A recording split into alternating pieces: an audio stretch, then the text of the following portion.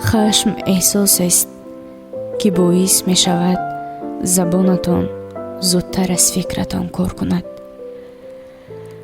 در مملکتی که ارزش زن به زیبایی و ارزش مرد به دارایی است، دنبال اندیشه و انسانیت نگردید. همیشه آنچه را که درباره من میدانی باور کن، نه آنچه را که پشت سر من شنیده ای. اگر پشت سرم حرف میزنی، بدون شک به این معناست که زندگیم از تو بهتر است. تنها کسی که میتواند به قلب انسان آرامش دهد کسی است که آن را ساخته است. مهم نیست که چقدر کوشش میکنید، بدون کمک یاری خداوند در هیچ کار موفق نخواهید بود. پس خود را با کمک خواستن از الله یاری رسانید. اگر پایهایتان نتوانند تو را به ادای نماز و راه علم ببرند، انتظار نداشته باش که تو را به بهشت ببرند.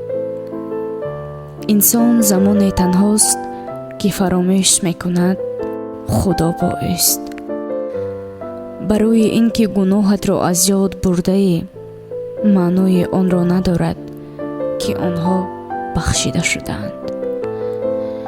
گناهان سوزانده خواهند شد یا توسط درد پشیمانی در این دنیا و یا توسط آتش جهنم در جهان آخرت. این دنیا هرگز خانه ما نبوده است. خانه واقعی ما جنت است.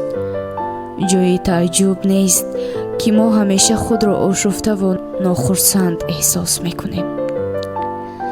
فقط طعام نیست که باید حلال باشد، لباسی که میپوشید، پولی که به دست میآورید و حتی عشق همه باید حلال باشد.